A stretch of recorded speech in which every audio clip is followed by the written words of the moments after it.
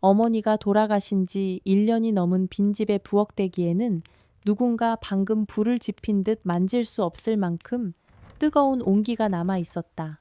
민수는 삐걱거리는 대문을 열고 마당으로 들어섰다. 빗줄기는 가늘어졌지만 밤 공기는 뼈를 깎는 듯 차가웠다. 도심에서의 삶은 처참하게 무너졌다. 화려했던 사무실은 압류 딱지로 도배되었고 빚쟁이들의 거친 욕설은 환청이 되어 귓가를 맴돌았다. 도망치듯 내려온 고향집은 1년 전 어머니를 홀로 떠나보낸 그 모습 그대로였다. 마당에는 사람 키만큼 자란 잡초들이 검은 유령처럼 흔들렸고 처마 밑에는 거미줄이 흉측하게 엉겨 있었다. 어머니의 장례를 치른 뒤 단 한 번도 찾지 않았던 집이다. 불 꺼진 안방문을 열자 훅 끼쳐오는 것은 눅눅한 곰팡이 냄새와 늙은 육신이 부패하기 전 내뿜던 특유의 노인취였다. 민수는 전등 스위치를 올렸지만 끊긴 전기는 응답하지 않았다. 그는 핸드폰 플래시 불빛에 의지해 먼지가 두껍게 쌓인 이불을 대충 털어내고 몸을 뉘었다. 텅 빈 위장이 비명을 질렀지만 절망이 허기를 압도했다. 그는 스스로를 저주하며 이야기가 흥미진진해지고 있는데요. 잠시 구독과 좋아요 부탁드려도 될까요? 여러분의 응원은 저는 드리는데 깊은 잠속으로 침잠했다. 밤새도록 이상한 소리가 들렸다. 부엌 쪽에서 들려오는 달그락거리는 소리, 그리고 무언가 바닥을 끄는 듯한 질척한 발소리. 민수는 그것이 쥐떼의 움직임이거나 낡은 집이 무너져가는 신음일 것이라 자위하며 낡은 겉옷을 머리 끝까지 뒤집었었다. 다음 날 아침, 찬란한 햇살이 창호지 문을 뚫고 들어와 민수의 눈을 찔렀다. 입안은 까칠했고 온몸은 매를 맞은 듯 쑤셨다. 무거운 몸을 일으켜 부엌으로 향하던 민수는 코끝을 스치는 냄새에 걸음을 멈췄다. 그것은 곰팡이 냄새가 아니었다. 그것은 죽음의 냄새도 아니었다. 구수한 곡향과 짭조름한 간장 냄새. 민수는 홀린 듯 부엌 문을 열었다. 낡고 해진 나무 식탁 위에는 믿기지 않는 풍경이 펼쳐져 있었다.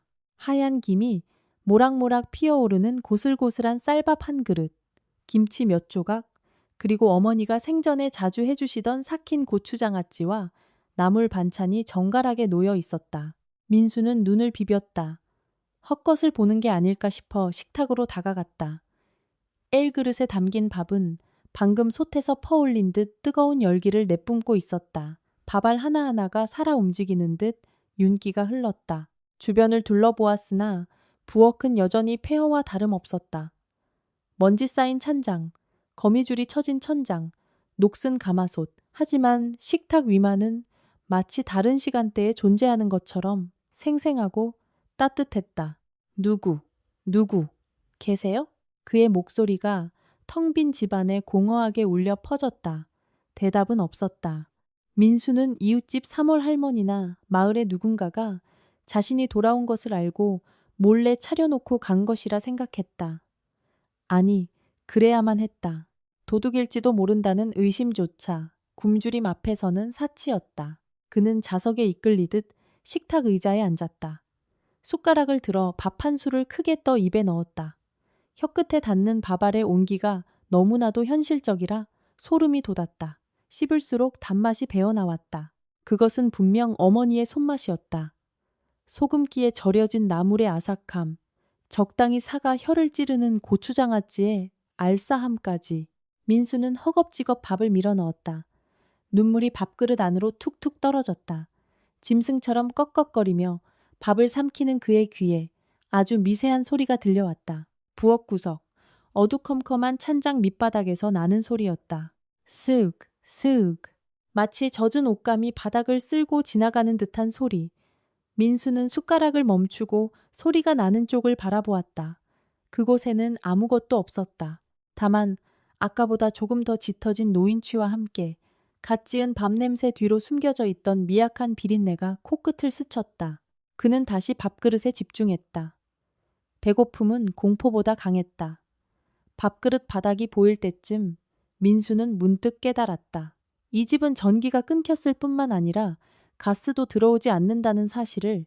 아궁이에는 1년 전에 재만 가득할 텐데 이 밥은 대체 어디서 어떻게 만들어진 것일까? 밥을 다 비우고 나자 등 뒤로 서늘한 한기가 지나갔다.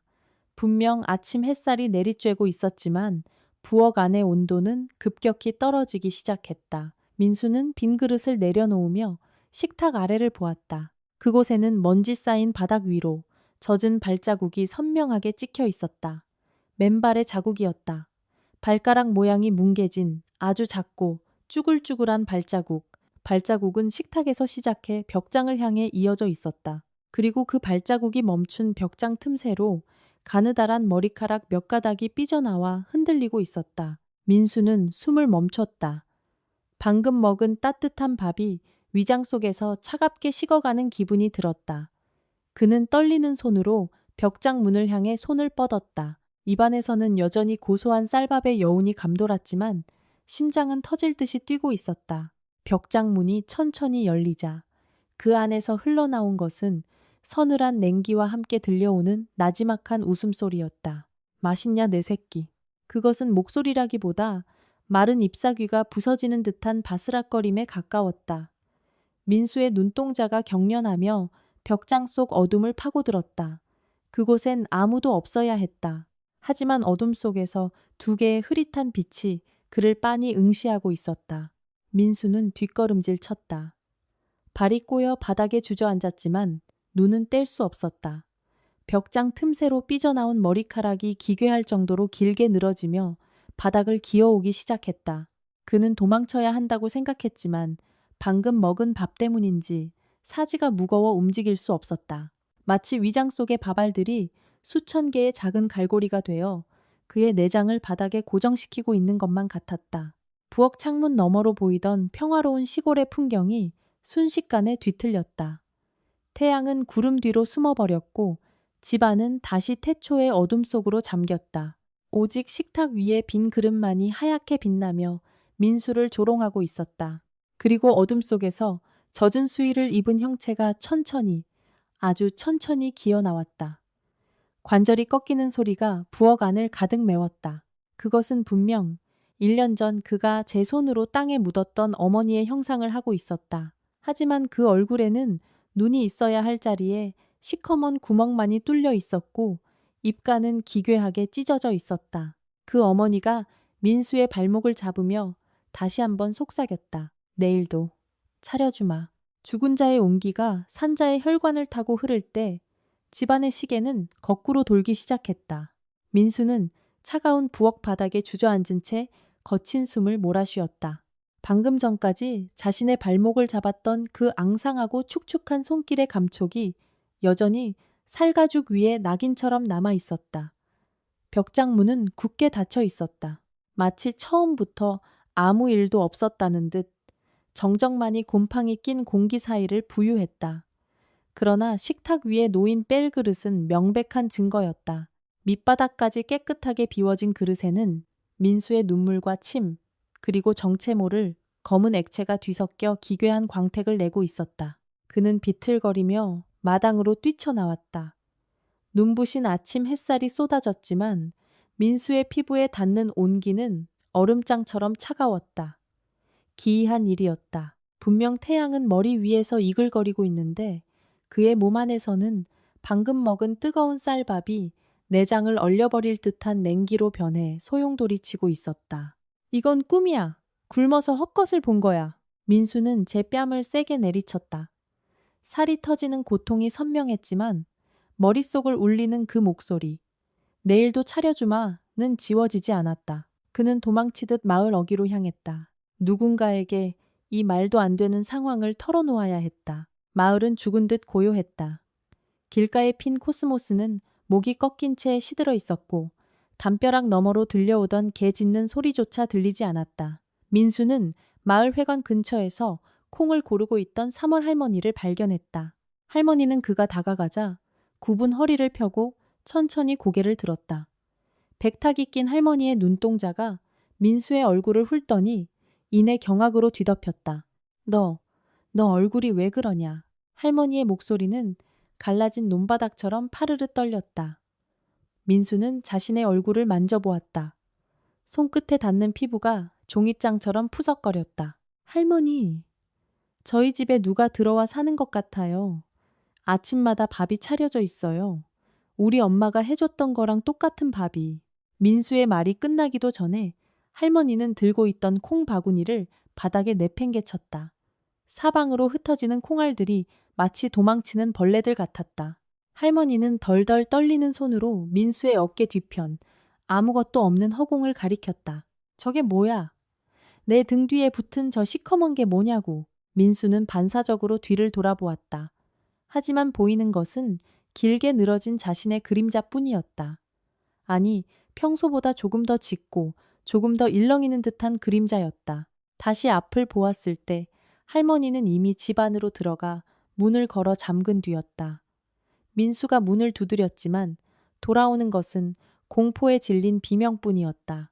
오지 마. 죽은 년이 차려준 밥을 처먹은 놈은 산 사람이 아니여.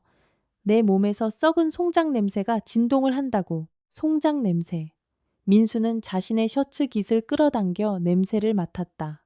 아침에 느꼈던 구수한 밥 향기는 간데없고 코를 찌르는 비릿한 악취가 올라왔다. 그것은 오래된 무덤을 파헤쳤을 때나 날 법한 눅눅하고 질척한 죽음의 냄새였다.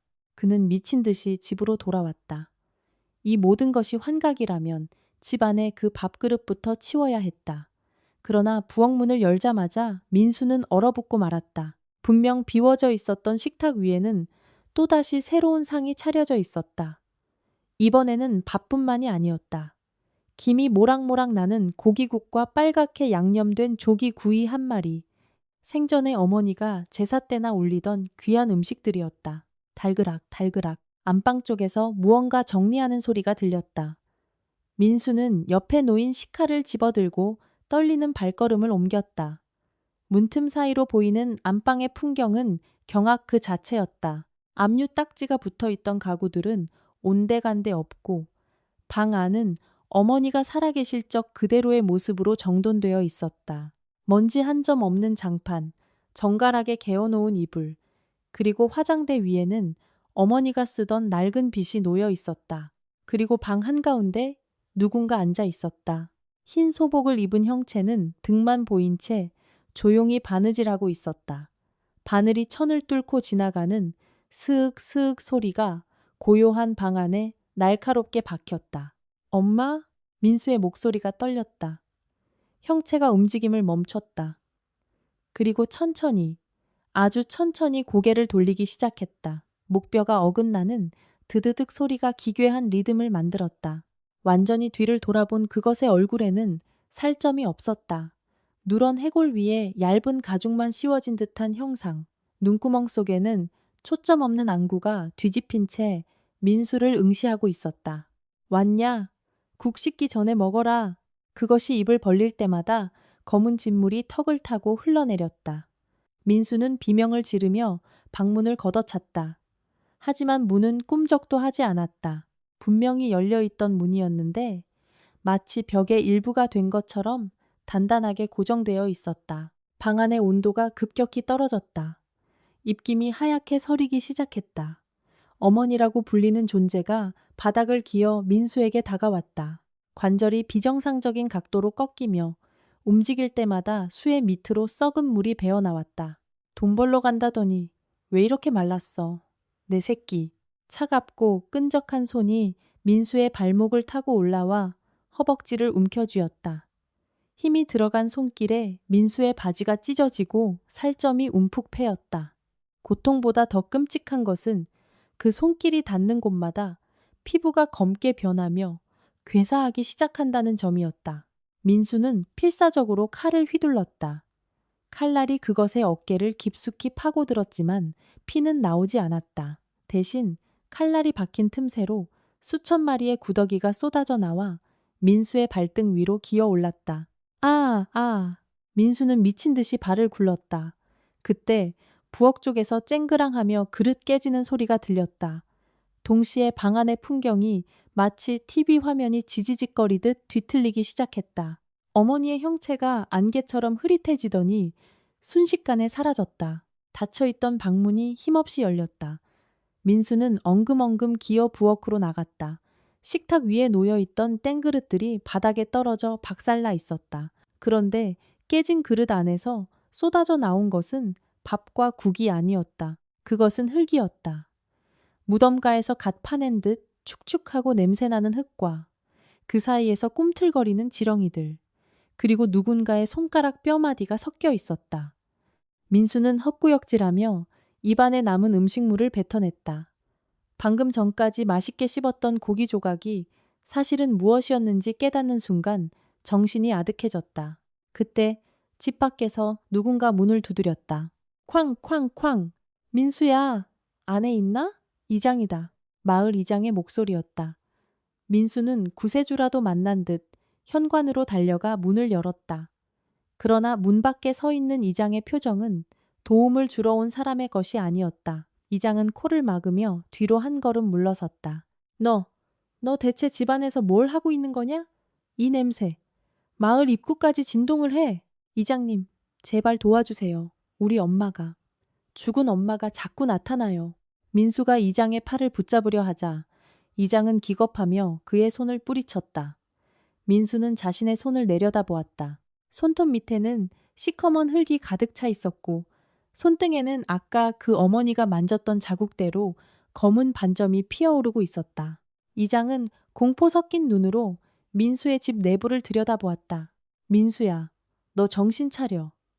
내 어머니, 1년 전에 돌아가신 게 아니야.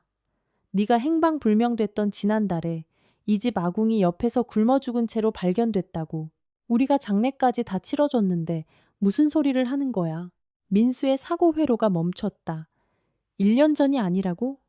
지난달? 그리고 너, 그 입가에 묻은 거. 그거 뭐야? 민수는 떨리는 손으로 입가를 닦았다.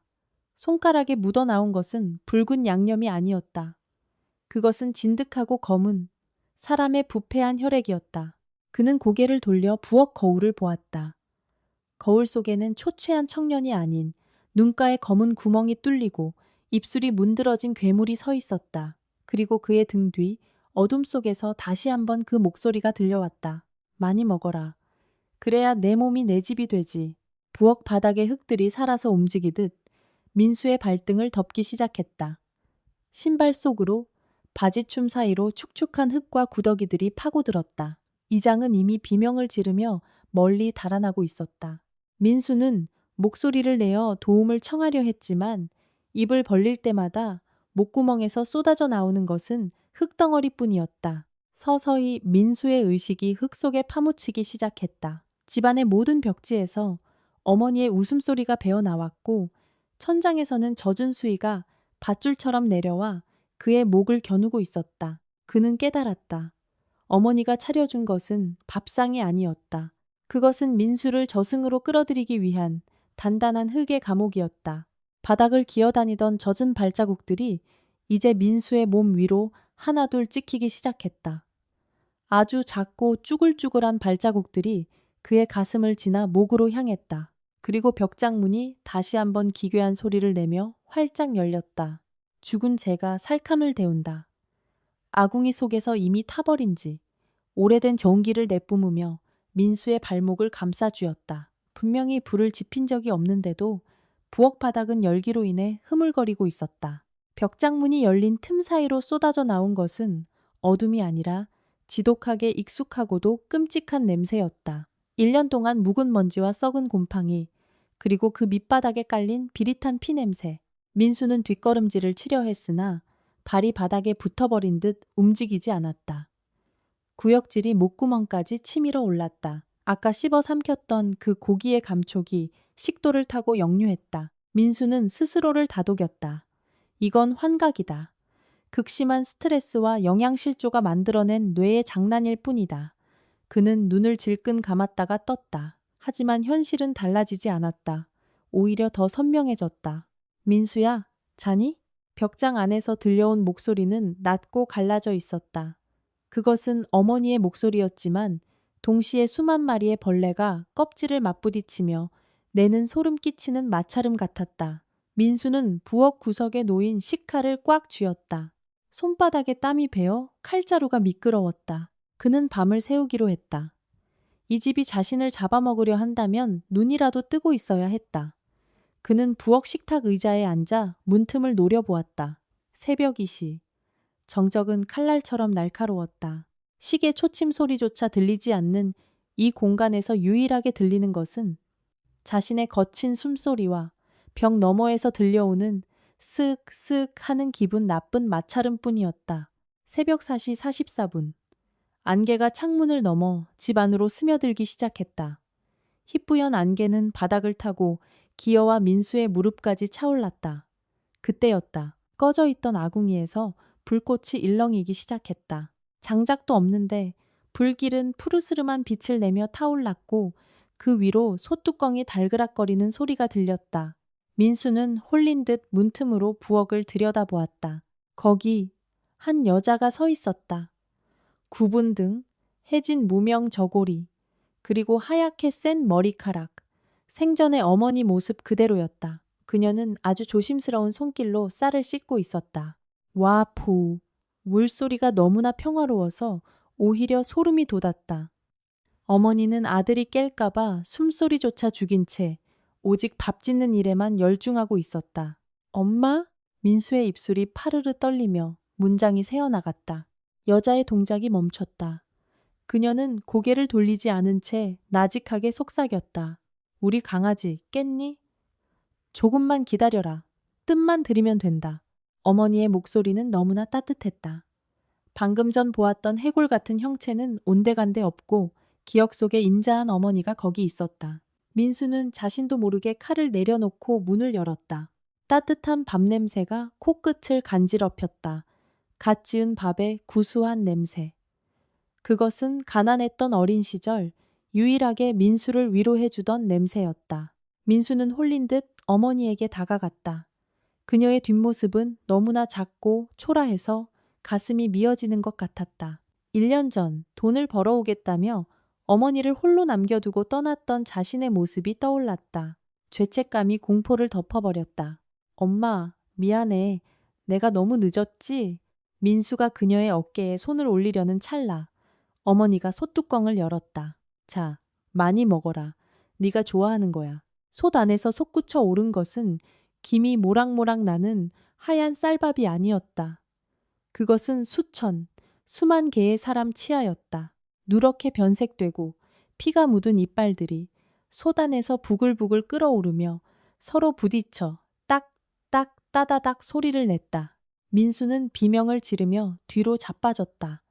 어머니가 천천히 고개를 돌렸다. 그녀의 얼굴은 반쯤 녹아내려 있었다. 한쪽 눈알은 실핏줄에 매달린 채 뺨 위로 덜렁거렸고 입술이 사라진 잇몸에서는 아까 솥에서 보았던 것과 똑같은 누런 이빨들이 촘촘히 박혀 있었다. 왜 안 먹니? 내 몸을 채워야 내가 살지. 어머니의 손이 민수의 목을 향해 뻗어왔다. 손가락 마디마디가 꺾이며 길게 늘어났다. 민수는 바닥을 기며 필사적으로 도망쳤다. 하지만 부엌 바닥은 이미 거대한 뱃처럼 변해 있었다. 끈적이는 검은 액체가 그의 몸을 집어삼키고 있었다. 그때 거실 벽에 걸린 낡은 거울이 민수의 눈에 들어왔다.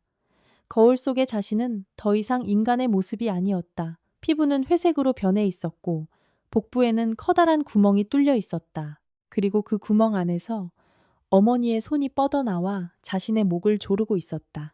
어머니는 밖에서 온 것이 아니었다. 그녀는 민수의 안에서 자라나고 있었다. 민수야, 도망가지 마. 우린 이제 하나가 되는 거야. 환청처럼 들리던 목소리가 이제는 민수의 머릿속에서 직접 울려 퍼졌다. 그는 자신의 손을 내려다보았다. 손톱이 빠진 자리에서 작은 뼈 조각들이 돋아나고 있었다. 그것은 치아였다. 그의 온몸에서 수천 개의 이빨이 돋아나기 시작했다. 갑자기 집 전체가 요동치기 시작했다. 벽지가 찢어지며 그 사이로 붉은 근육 조직들이 꿈틀거렸고 천장에서는 썩은 피가 비처럼 쏟아졌다. 집은 더 이상 건물이 아니었다. 그것은 거대한 생명체의 내부였다. 식도처럼 좁아진 복도, 심장 박동처럼 울리는 바닥의 진동. 민수는 안방으로 필사적으로 기어갔다. 거기라면, 어머니의 유품이 있는 그곳이라면 이 악몽을 멈출 수 있을 것 같았다. 그러나 안방 문을 연 순간 그는 자신의 눈을 의심했다. 방 한가운데에는 관 하나가 놓여 있었다. 관 뚜껑은 열려 있었고 그 안은 텅 비어 있었다. 관 옆에는 낡은 종이 한 장이 떨어져 있었다. 민수는 떨리는 손으로 그 종이를 집어들었다.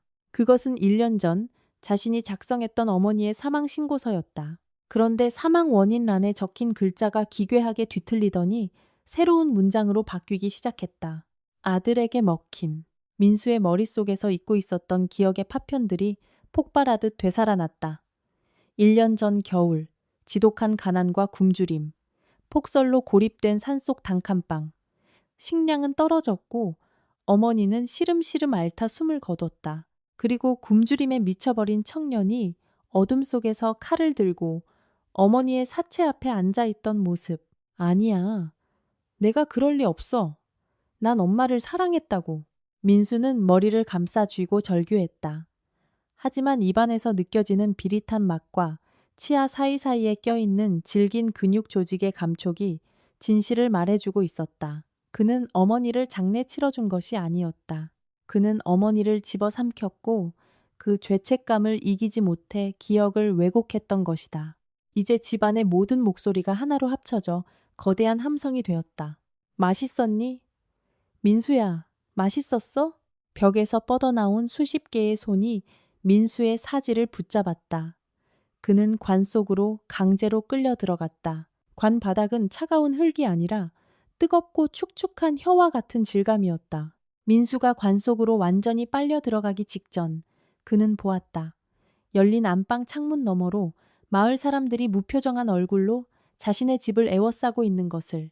이장은 손에 횃불을 든 채 조용히 중얼거리고 있었다. 재물이 제 발로 들어왔구먼. 마을 사람들의 눈은 민수의 어머니와 똑같이 초점이 없었다. 그들은 인간이 아니었다. 이 집도 이 마을도 처음부터 존재하지 않는 저승의 입구였다. 관뚜껑이 서서히 닫히기 시작했다. 민수는 마지막 남은 힘을 다해 밖으로 손을 뻗었지만 그의 손가락은 이미 딱딱한 뼈로 변해 부러져 나갔다. 어둠이 시야를 덮치기 직전 관뚜껑 안쪽에 새겨진 글귀가 보였다. 다음은 내 차례다. 관뚜껑이 완전히 닫혔다. 사방은 완벽한 어둠에 잠겼다. 민수는 숨을 쉬려 했지만 폐부로 들어오는 것은 공기가 아니라 축축하고 무거운 흙이었다. 그는 자신이 산채로 매장되고 있음을 깨달았다. 하지만 고통보다 더 무서운 것은 어둠 속에서 누군가 자신의 옆에 누워 있다는 사실이었다. 차가운 팔이 그의 허리를 감싸 안았다. 그리고 귓가에 들려오는 익숙한 숨소리. 이제 아무데도 못 간다. 내 새끼. 민수의 비명은 흙 속에 파묻혀 한마디도 밖으로 나가지 못했다. 그저 관벽을 긁는 손톱 소리만이 지하 깊은 곳에서 공허하게 울려 퍼질 뿐이었다. 그때 관 위에서 무거운 발소리가 들려왔다. 누군가 삽으로 흙을 퍼붓는 소리. 그리고 멀리서 들려오는 기괴한 노랫소리. 이빨을 심어라. 뼈를 심어라. 내년 봄이면 고기가 열리리니. 민수의 의식이 점차 흐려져 갔다.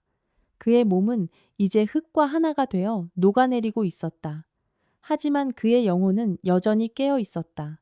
영원히 반복될 이 굶주림의 굴레 속에서 바로 그때 관뚜껑 위에서 똑똑똑 하고 3번의 노크 소리가 들렸다.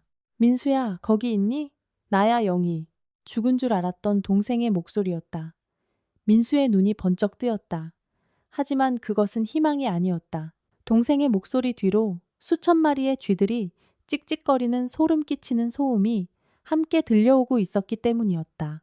관뚜껑이 다시 한번 아주 천천히 열리기 시작했다. 죽은 여동생의 그림자가 살아있는 오빠의 목을 부드럽게 감싸 안았다. 차가운 지하의 공기 속에서 영희의 목소리는 은쟁반의 옥굿을 굴러가듯 맑았지만 그 울림은 민수의 고막을 바늘처럼 찔러댔다. 관뚜껑이 열리는 틈새로 쏟아져 들어온 것은 달빛이 아니었다. 그것은 수천 마리의 쥐들이 내뿜는 안광과 그들의 털에서 풍겨나오는 지독한 노린내였다. 민수는 비명을 지르려 했으나 입안을 가득 채운 누런 이빨들이 서로 맞물리며 턱 근육을 마비시켰다. 딱딱 따다닥. 자신의 의지와 상관없이 이빨들이 기괴한 박자로 춤을 추었다. 오빠 왜 그렇게 떨고 있어? 내가 왔잖아. 오빠가 그렇게 보고 싶어 하던 영희가 영희의 얼굴이 관 안으로 들이밀어졌다. 1년 전 병으로 세상을 떠났을 때의 그 창백하지만 고왔던 얼굴 그대로였다.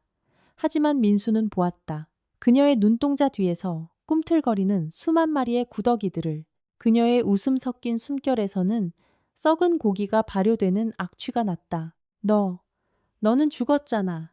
내가 분명히 내 손으로. 민수의 말이 채 끝나기도 전에 영희가 손을 뻗어 그의 뺨을 어루만졌다.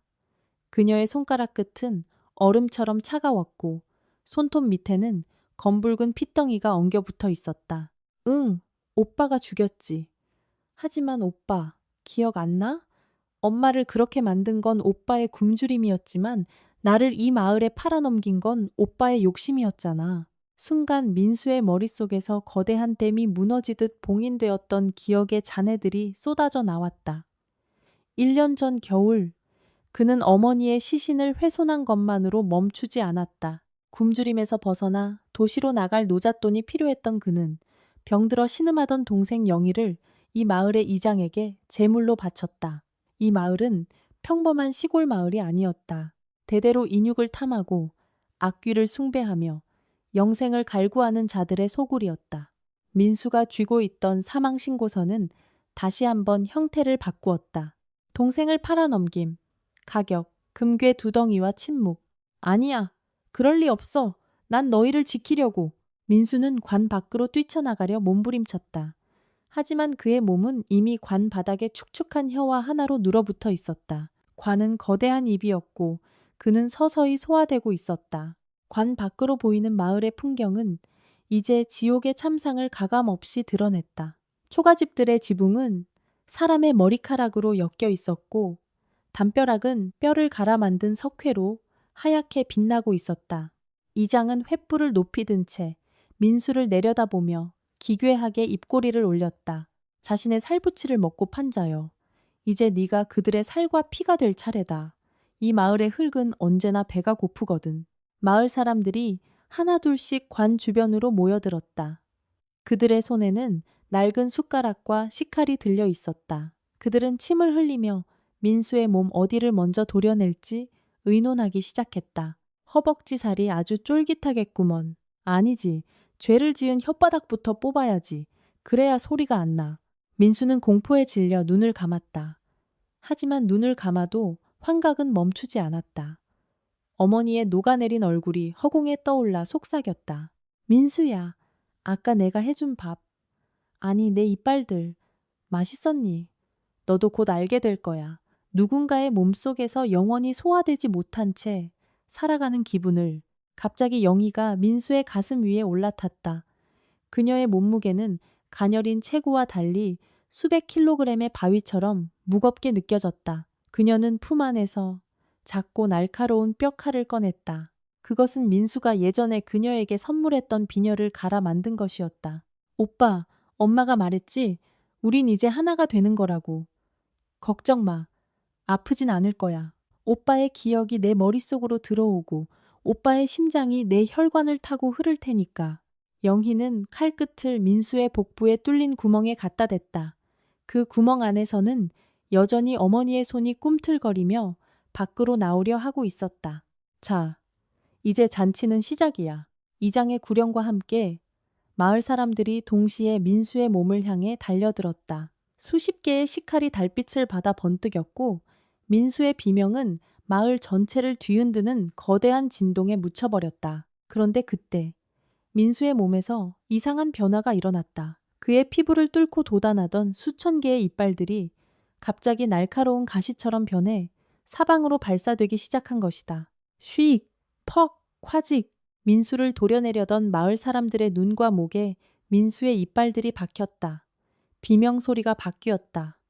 포식자들의 환호성은 순식간에 단말마의 고통으로 변했다. 민수의 몸이 부풀어 오르며 관을 부수고 일어났다. 그의 등 뒤에서는 썩은 가죽 같은 날개가 돋아났고 그의 눈은 칠흑 같은 어둠으로 가득 찼다.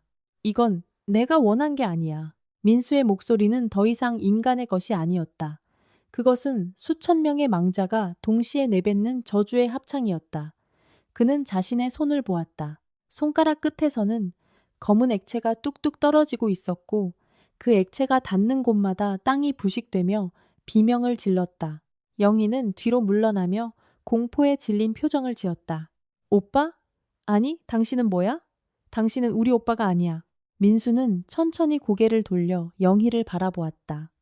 그의 입이 찢어질 듯 벌어지며 그 안에서 어머니의 목소리가 흘러나왔다. 영희야, 오빠는 이제 없어. 여기엔 굶주림만이 남았단다. 민수의 거대한 그림자가 마을 전체를 덮치기 시작했다. 횃불들이 하나둘씩 꺼졌고 어둠 속에서 무언가 으스러지고 씹히는 소리만이 정막을 깨뜨렸다. 마을 변두리의 낡은 사당 안. 정체 모를 노파가 피 묻은 부적을 태우며 중얼거렸다. 드디어 깨어났구먼. 100년의 굶주림을 채울 진정한 귀신이. 민수는 자신의 의지와 상관없이 이장의 머리채를 움켜쥐었다.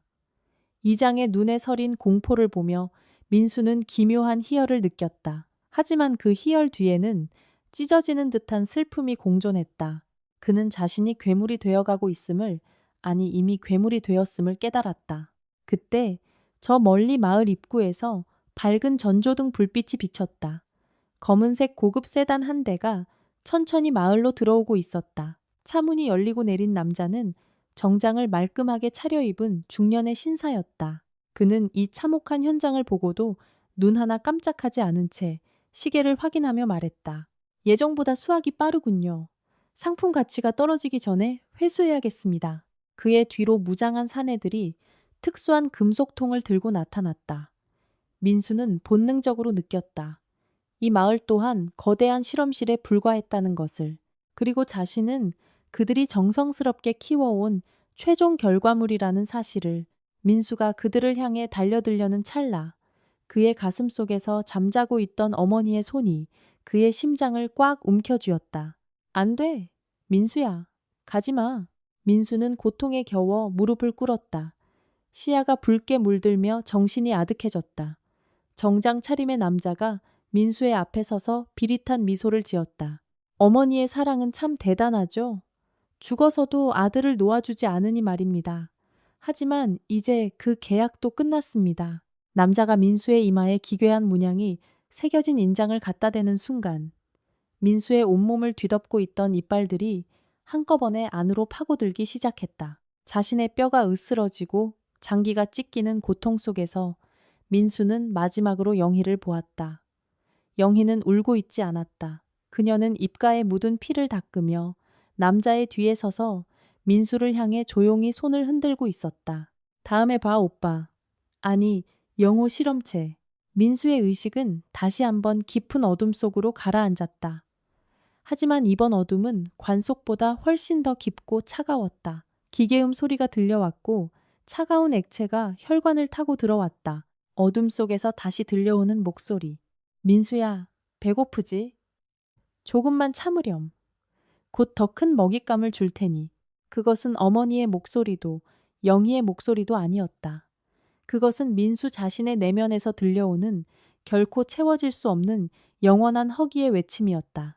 죽은 어머니의 차가운 손이 김이 모락모락 나는 밥을 지었다. 민수가 눈을 떴을 때 방 안은 지독하리만큼 고요했다. 어젯밤의 비명, 살이 찢기는 소리, 그리고 자신을 영호 실험체라 부르던 그 남자의 서늘한 목소리는 모두 환각이었던 것처럼 사라져 있었다. 하지만 입안에서 느껴지는 비릿한 피맛과 손톱 밑에 낀 검붉은 살점의 잔해는 그것이 꿈이 아니었음을 증명하고 있었다. 민수는 비틀거리며 자리에서 일어났다. 온몸의 뼈가 어긋난 듯한 통증이 밀려왔다. 그의 등 뒤 어젯밤 날개가 돋아났던 자리에는 흉측한 흉터만이 남은 채 꿈틀거리고 있었다. 부엌에서는 달그락거리는 소리가 들려왔다. 민수는 홀린 듯 문을 열었다. 그곳에는 어머니가 있었다. 형체는 희미했지만 분명 그가 알던 어머니의 뒷모습이었다. 그녀는 불도 지피지 않은 아궁이 앞에서 빈 솥을 젓고 있었다. 솥 안에서는 하얀 김이 피어올랐으나 그 냄새는 구수한 밥 냄새가 아니라 썩어가는 살점이 타는 듯한 악취였다. 민수야, 밥 먹어야지. 어머니가 고개를 돌렸다. 그녀의 얼굴은 반쯤 녹아내려 턱뼈가 드러나 있었지만 눈빛만은 슬프도록 자애로웠다. 민수는 그 자리에 주저앉았다. 심장이 조여오는 감각이 육체적인 통증보다 강렬하게 그를 짓눌렀다. 자신이 무슨 짓을 했는지, 그 배고픔을 이기지 못해 가장 소중한 것을 어떻게 난도질했는지에 대한 기억이 해일처럼 밀려왔다. 어머니, 제가 잘못했어요. 민수는 바닥에 머리를 텄으며 통곡했다. 차가운 장판 위로 그의 눈물이 떨어졌다. 그 눈물은 투명하지 않았다. 그것은 검은 기름처럼 끈적였고 바닥을 부식시키며 치익 소리를 냈다. 민수는 자신의 죄가 씻을 수 없는 종류의 것임을 깨달았다. 그는 밖으로 뛰쳐나갔다. 마을은 안개에 잠겨 있었고 어제 자신을 공격했던 마을 사람들은 마당 곳곳에 마네킹처럼 서서 허공을 응시하고 있었다. 그들의 눈은 뽑혀 있었고 입에서는 끊임없이 흙이 흘러나왔다. 민수는 미친 듯이 마을 어귀의 시장터로 달렸다. 그는 돈 대신 자신의 손등을 덮고 있던 비늘을 뜯어내 상인에게 던져주었다. 기괴하게도 상인은 그 비늘을 받아들고는 입에 넣어 씹으며 가장 신선한 나물과 과일, 그리고 붉은 살코기를 내주었다. 민수는 그것들을 들고 다시 집으로 돌아왔다. 그는 정성껏 제상을 차리기 시작했다. 손가락 끝에서는 여전히 검은 액체가 흘러나와 음식의 빛깔을 흐려놓으려 했지만 민수는 자신의 살을 깎아내는 고통을 참으며 그것을 억눌렀다. 어머니가 생전에 좋아하시던 고사리나물, 도라지, 그리고 귀한 날에만 먹던 소고기 뭇국, 국물이 끓어오를 때마다 민수의 가슴 속에서는 이빨들이 돋아나 심장을 갉아먹는 듯한 통증이 느껴졌다. 이것이 그가 지불해야 할 첫 번째 값이었다. 어머니, 드세요. 제가 직접 준비했어요. 민수는 어머니의 영혼 앞에 무릎을 꿇고 술을 따랐다. 향을 피우자 자욱한 연기가 방 안을 가득 채웠다. 그 연기 속에서 어머니의 모습이 조금씩 선명해졌다. 녹아내렸던 피부가 다시 살아나고 구멍 뚫렸던 눈동자에 생기가 돌았다. 그녀는 민수가 차린 음식들을 하나씩 바라보았다. 어머니의 손이 민수의 뺨에 닿았다. 얼음처럼 차가울 줄 알았던 그 손길에는 예상치 못한 온기가 서려 있었다. 그것은 산 사람의 온기가 아니라 타오르고 남은 재의 마지막 열기 같은 것이었다. 민수야, 착한 내 아들. 어머니는 평온하게 미소 지었다.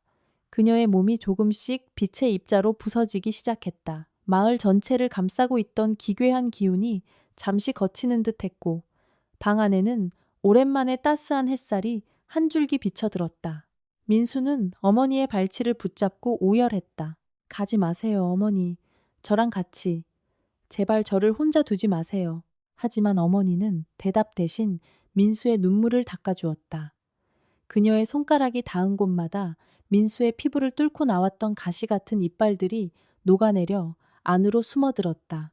괴물로 변해가던 그의 육신이 잠시나마 인간의 형상을 되찾아갔다. 어머니는 빗속으로 완전히 사라지기 직전 민수의 귀에 아주 작게 속삭였다. 도망쳐라, 민수야. 이곳은 너의 무덤이 아니란다. 어머니가 완전히 사라진 방 안에는 고요함만이 남았다. 민수는 텅 빈 공간을 보며 멍하니 앉아 있었다. 가슴속의 허기는 사라지지 않았지만 적어도 지금 이 순간만큼은 사람으로서 느낄 수 있는 슬픔이 그 자리를 대신하고 있었다. 그러나 평화는 길지 않았다. 철컥 방문이 거칠게 열리며 검은 구두를 신은 남자가 들어왔다. 어젯밤 보았던 그 정장 차림의 신사였다. 그는 코끝을 찡그리며 방 안의 향냄새를 불쾌한 듯 손으로 휘저었다. 아름다운 이별이군요. 하지만 영호, 실험 데이터에 감정적 동요가 섞이면 곤란합니다. 우리는 당신의 순수한 허기를 원하거든요. 남자의 뒤로 무장한 사내들이 들이닥쳤다. 그들은 민수의 팔다리에 차가운 금속 구속구를 채웠다.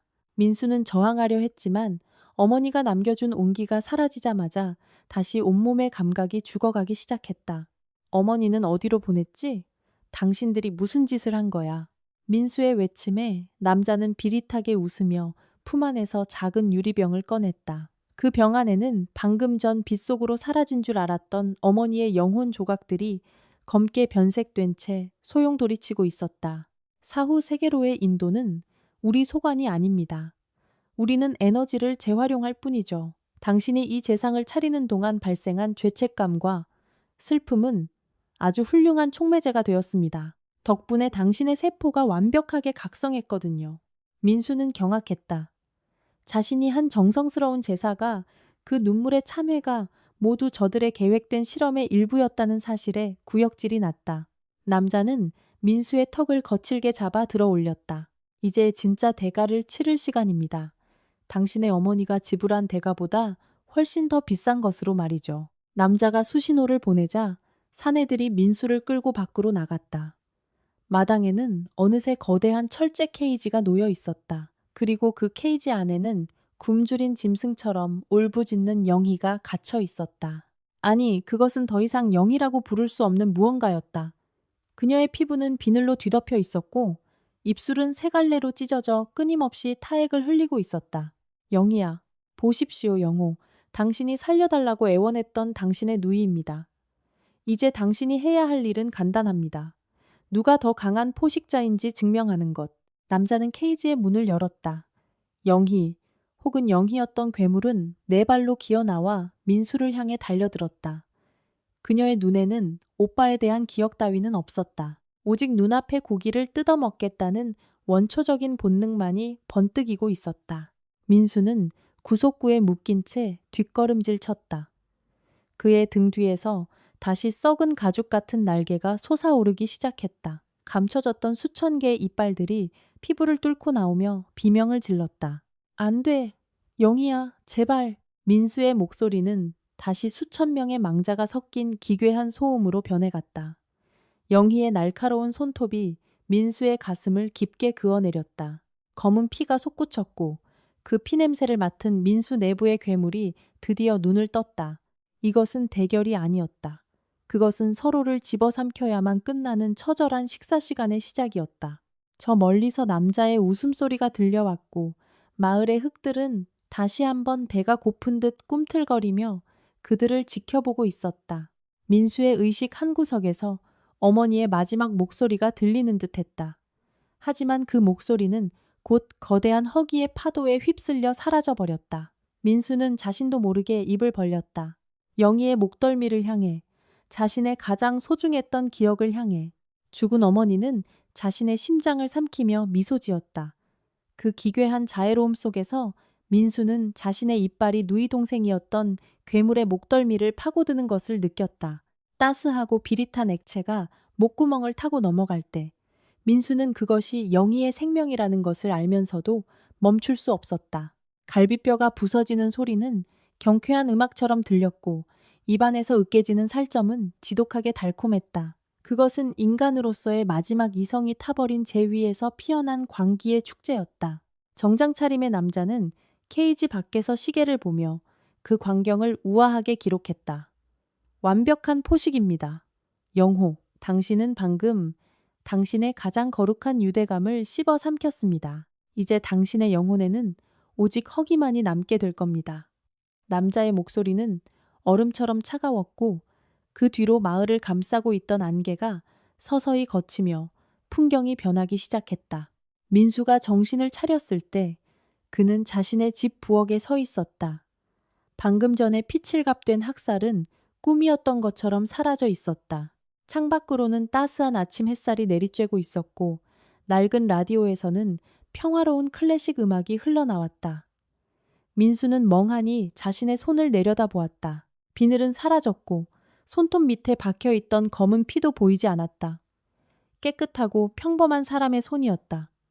민수야, 밥 다 됐니? 안방에서 들려오는 어머니의 목소리에 민수는 심장이 핏는 듯 했다. 그는 홀린 듯 안방으로 걸어갔다.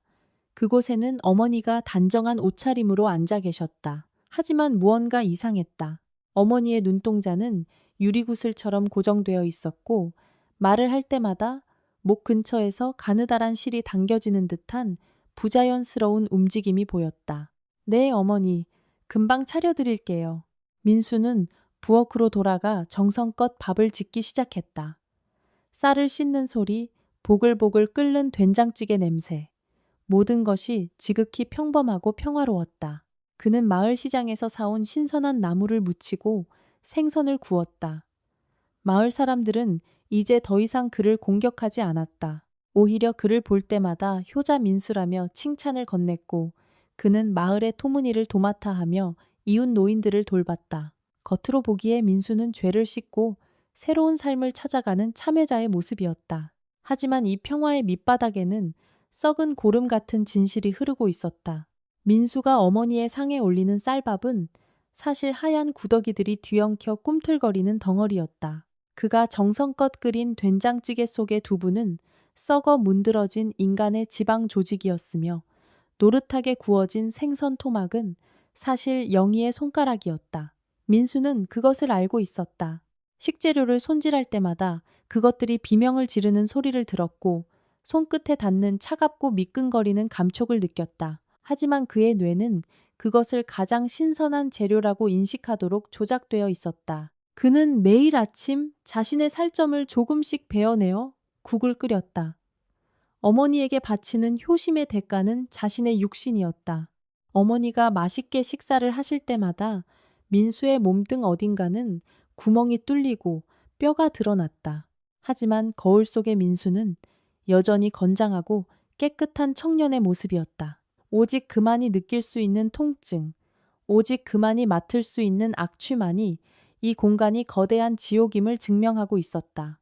어느 날 저녁, 민수는 마을 어귀에서 일을 마치고 돌아오다 정장 차림의 남자를 다시 만났다. 남자는 마을 정자 아래 앉아 여유롭게 차를 마시고 있었다. 생활은 좀 어떠십니까, 영호? 아니, 이제는 효자 민수라고 불러드려야 할까요? 민수는 남자의 목을 조르고 싶었지만 몸이 움직이지 않았다. 남자는 비릿하게 웃으며 말을 이었다. 당신은 구원을 원했죠. 죄를 씻고 어머니와 행복하게 사는 삶. 우리는 당신의 소원을 들어준 겁니다. 이 마을은 당신만을 위해 설계된 영원한 루프입니다. 당신이 지은 죄만큼 당신의 소중한 것들을 매일 아침 다시 요리해서 바치는 신성한 형벌이죠. 영희의 맛은 좀 어떻습니까? 매일 아침 그녀의 손가락을 구울 때마다 당신의 영혼이 깎여 나가는 소리가 여기까지 들리는군요. 민수의 눈에서 피눈물이 흘러내렸다. 그는 소리를 지르려 했지만 입 밖으로 나온 것은 어머니가 좋아하세요라는 공허한 친절의 말뿐이었다. 밤이 되면 마을의 풍경은 더욱 노골적으로 변했다. 낮 동안 인자하게 웃던 노인들은 목이 꺾인 채 마당에 서서 민수의 집을 감시했다. 그들의 입에서는 흙 대신 끊임없이 검은 액체가 흘러나와 민수의 마당을 적셨다. 민수는 매일 밤 방 안에 누워 천장을 바라보았다. 천장 위에서는 먹어치운 영희의 환영이 거미처럼 기어다니며 속삭였다. 오빠, 배고파. 나를 조금만 더 줘. 내 다리도 맛있게 구워줘. 민수는 귀를 막았지만 소리는 머릿속에서 직접 울려 퍼졌다. 이것은 끝이 없는 형벌이었다. 죽고 싶어도 죽을 수 없고 도망치고 싶어도 발이 땅에 붙어버린 영원한 감옥. 그는 자신이 저지른 죄의 무게만큼 가장 소중한 사람들을 영원히 씹어 삼켜야 하는 식인종 효자로 박제된 것이다. 다음 날 아침, 알람 소리에 민수는 눈을 떴다. 그는 기계적으로 일어나 부엌으로 향했다. 냉장고를 열자 어제 다 먹어치웠던 영희의 팔다리가 다시 신선한 상태로 채워져 있었다. 민수는 익숙한 손놀림으로 칼을 들었다. 칼날이 살점을 파고드는 감촉은 여전히 소름 끼치도록 생생했다. 그는 밥상을 차려 안방으로 들어갔다. 어머니는 여전히 유리구슬 같은 눈으로 그를 기다리고 있었다. 민수는 무릎을 꿇고 수저를 들었다. 어머니, 드세요. 제가 직접 준비했어요. 민수의 입가에 경련 섞인 미소가 걸렸다. 그의 등 뒤에서는 다시 검은 비늘이 돋아나기 시작했고 방 안은 향냄새와 시체 썩는 냄새가 뒤섞여 숨을 쉴 수 없을 만큼 탁해졌다. 창밖에서는 정장 입은 남자의 박수 소리가 작게 들려왔다. 마을의 모든 시계는 멈춰 있었고 태양은 결코 지지 않는 인공적인 빛으로 민수의 죄를 낱낱이 비추고 있었다. 이것이 그가 지불해야 할 마지막 값이자 결코 깨어날 수 없는 안식이었다. 당신이라면 사랑하는 사람을 영원히 먹으며 얻는 평화를 선택하시겠습니까? 아니면 진실을 마주하고 완전한 파멸을 택하시겠습니까?